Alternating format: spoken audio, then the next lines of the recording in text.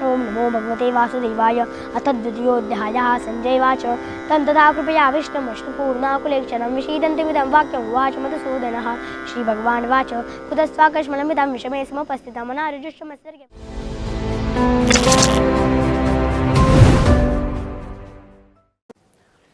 हरे कृष्णा.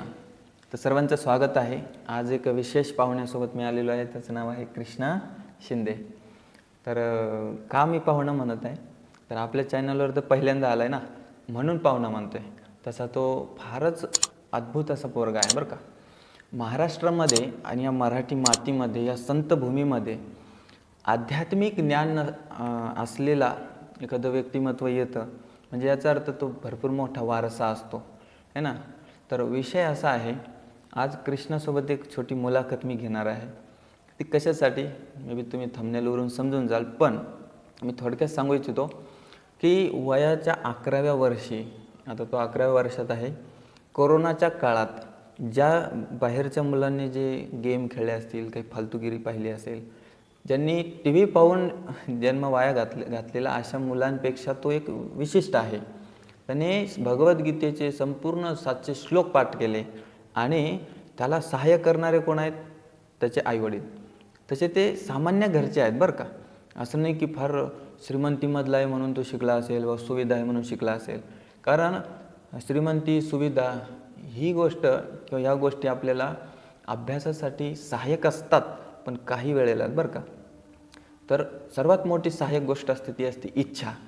तर आपल्या घरी मुलांना देखील हे शिकायला मिळावं किंवा प्रेरणा मिळावी म्हणून आज मी कृष्णासोबत बसलो आहे. कृष्णा कुठे राहतो आपण सर्व त्यालाच विचारून घेऊ.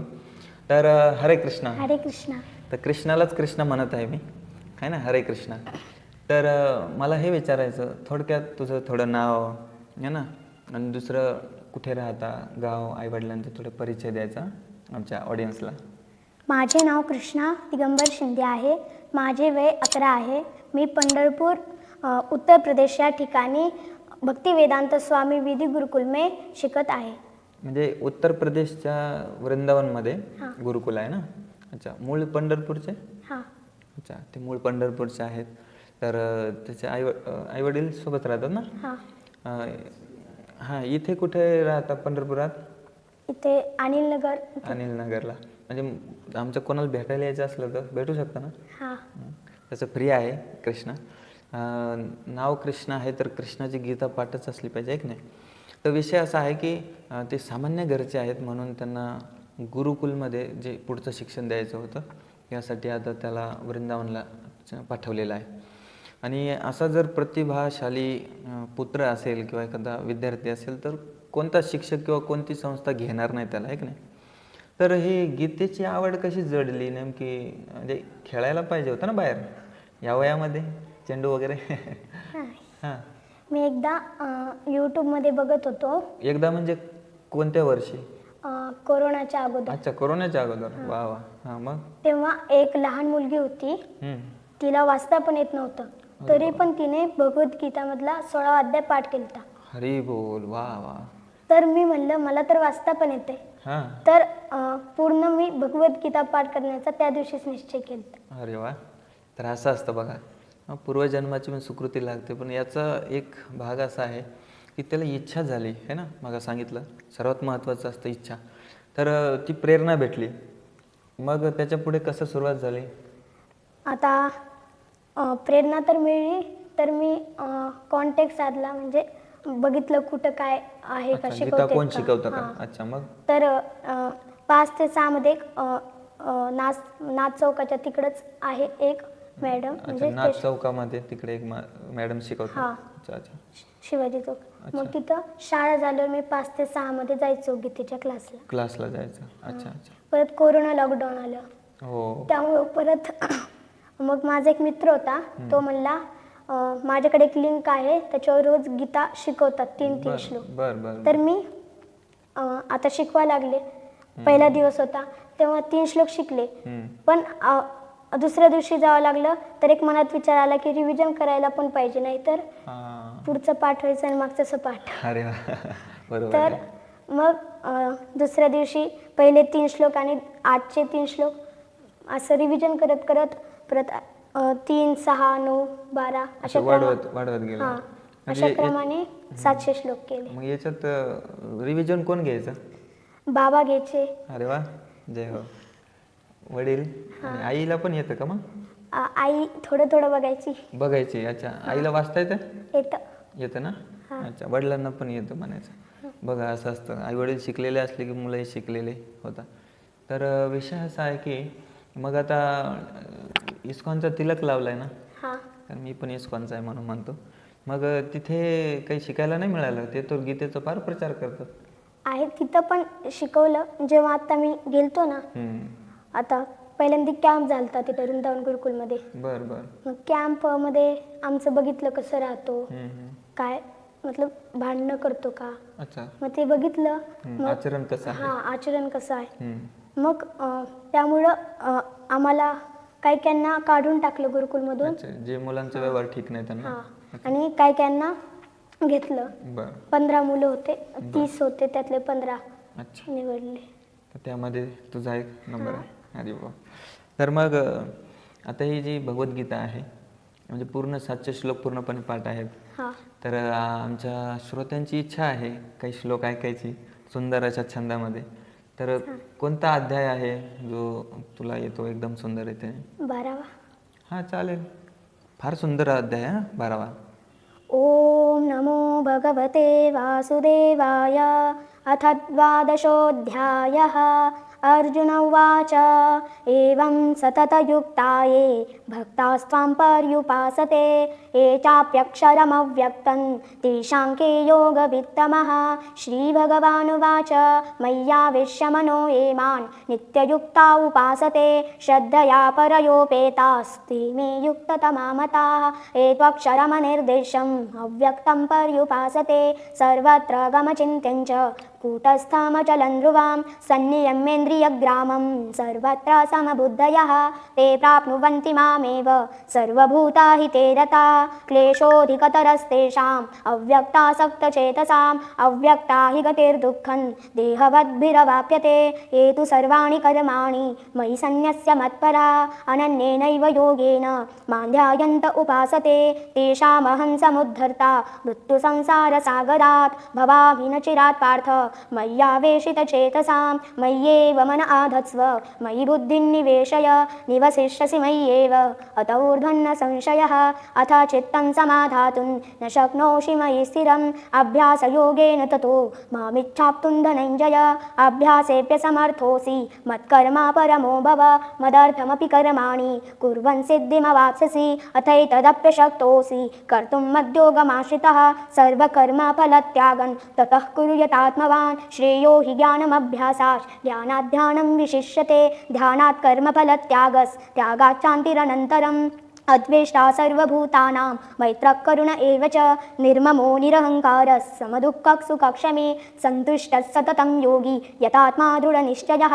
मय्यर्पितमनो बुद्धिर्यो मद्भक्तः स मे प्रियः यस्मान्नो द्विजते लोको लोकान्नो द्विजते च यः. हर्षामर्षभयोद्वेगैर्मुक्तो यस्य च मे प्रियः अनपेक्षः शुचिर्दक्ष उदासीनो गतव्यतः सर्वारम्भपरित्यागी यो मद्भक्तः स मे प्रियः.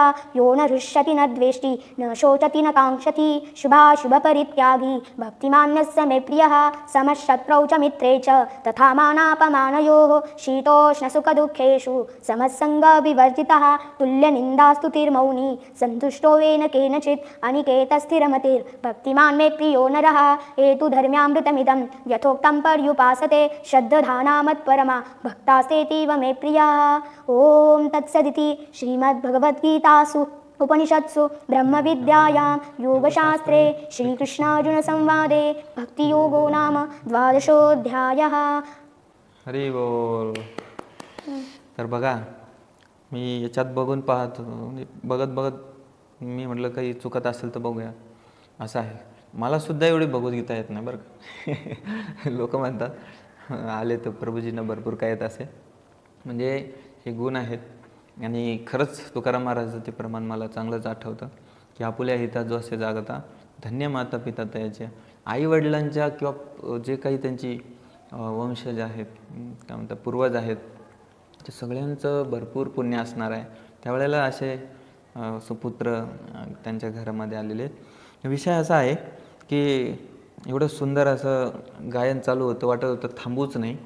पण म्हटलं आता एवढा मोठा व्हिडिओ तुम्ही पण पाहणार नाही है ना. तर सगळ्या भगवद्गीतेचा सार भक्तियोग आहे आणि भक्तियोग हा जो 12वा अध्याय आहे कृष्णाने आपल्याला म्हणून दाखवलेला आहे. तर मला कृष्णाला आता प्रश्न विचारायचा आहे की भगवद्गीतेतला सर्वात आवडीचा श्लोक काय आहे?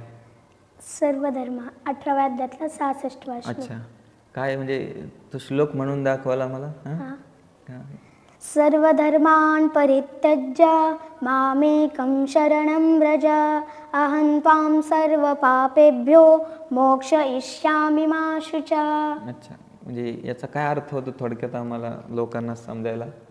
भगवान म्हणतात अर्जुनाला की धर्म धर्म म्हणजे स्वधर्म कर्तृत्व कर्मे मला अर्पण करून तू केवळ सर्व शक्तिमान सर्वधारी परमेश्वरालाच शरण ये. शरण कोणत्या परमेश्वराला? म्हणजे भगवंत तिथेच उभे आहेत ना, हा, मग दुसरं कोणाला शरण जायचं? म्हणजे मला शरण आहे म्हणजे म्हणतात असं म्हणतात बघा.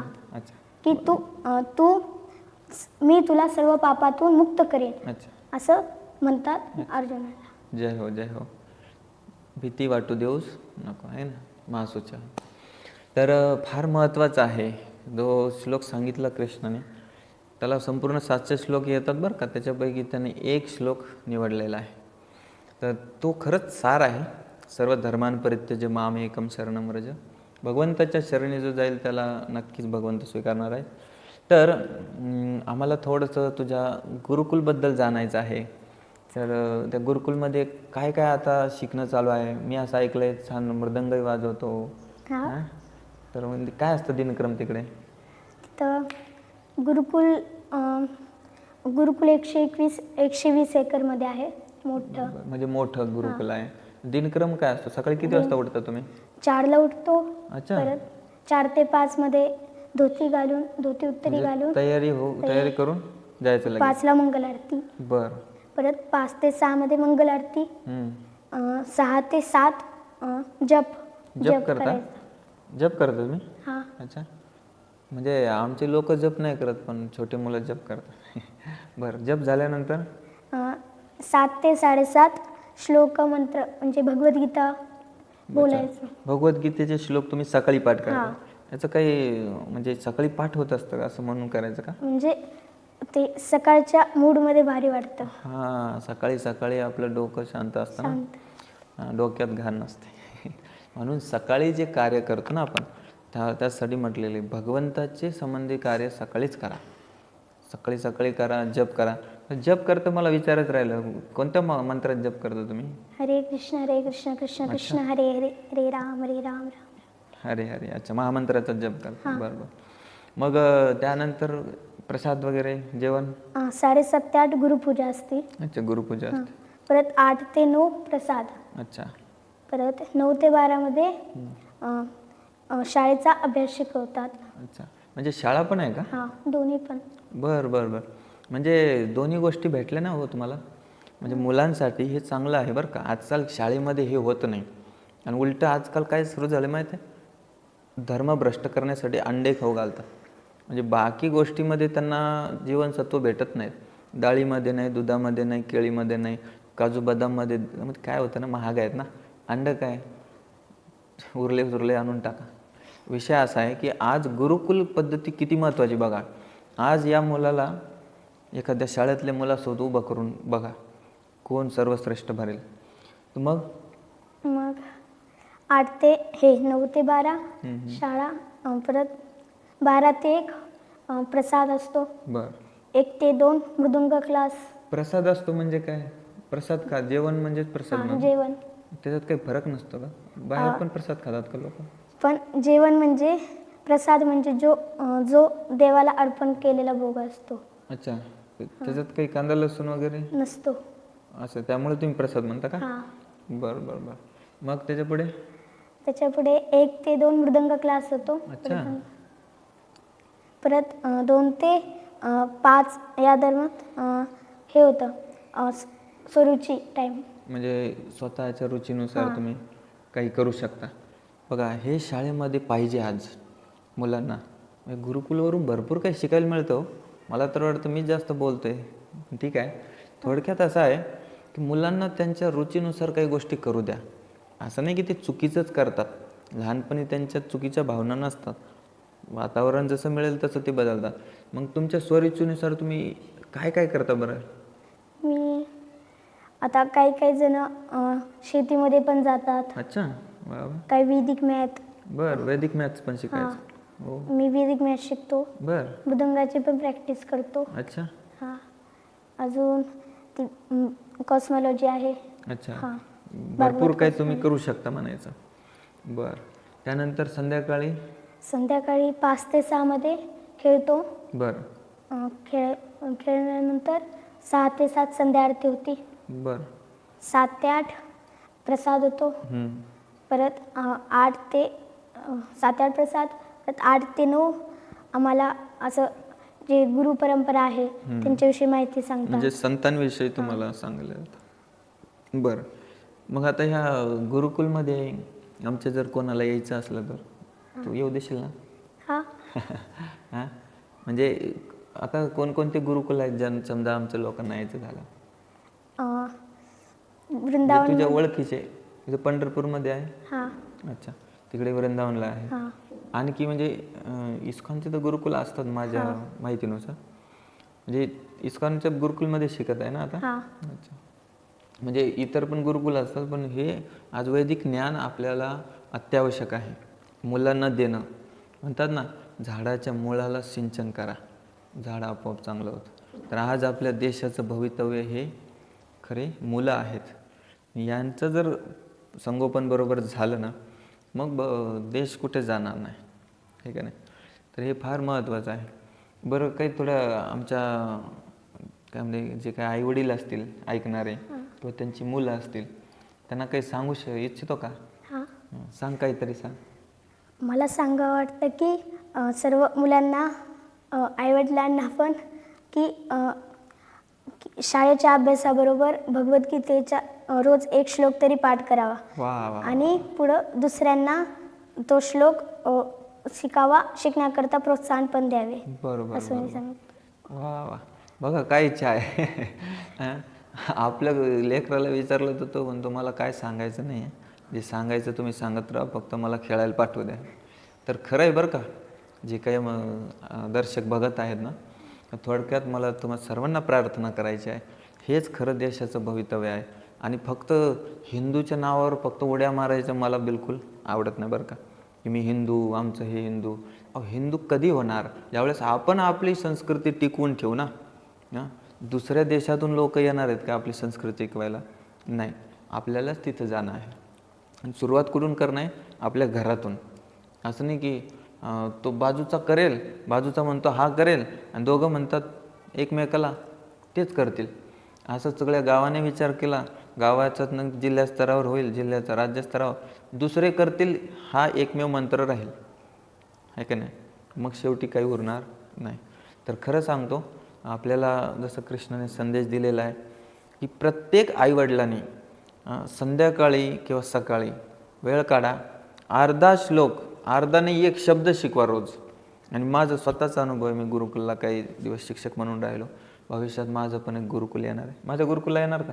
म्हणजे त्यावेळेस तर मोठा होशील ना, शिकवायला यायचं शिक्षक म्हणून. आजही मी ऐकलं तो त्या गुरुकुलमध्ये शिकवायचं कार्य करतो, आहे का नाही? एवढ्या वयात 11 वर्षाचा आहे. तर विषय असा आहे की कुठेही तुम्हाला जसाही वेळ मिळेल किंवा जिथेही व्यवस्था मिळेल, त्या मुलाला आपल्या संस्कृतीविषयी शिकवा. गीता, भागवत, आपली गाथा, भरपूर काय काय आहे. तर ह्या गोष्टी तुम्ही जर थोडं थोडं त्यांना अभंगाचं ज्ञान आलं, संस्कृतचं ज्ञान आलं, तर भविष्यात त्यांना हे समजायला वेळ लागणार नाही. पण ते निर्व्यसनी तर राहणारच आहेत, कारण ते ज्ञान आहे. ज्ञान असं आहे की व्यक्तीला खाली पडू देत नाही. जीवनात तो कधीच मागे राहू शकत नाही ज्याच्याकडे आहे ज्ञान. म्हणून कृष्णाने वेळ दिला. आपण तुमच्या वतीने, माझ्या वतीने, सर्वांच्या वतीने त्याचे आभार व्यक्त करू, धन्यवाद म्हणूया. खरं तर कौतुक करण्यासारखा मुलगा आहे बरं का, अद्भुत आहे.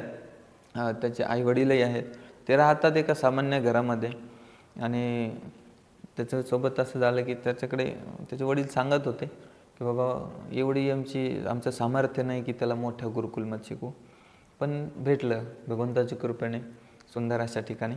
मी तर माझ्या वतीने सांगितलं, कधी त्यांना गरज पडली मला कधीही सांगू शकतात.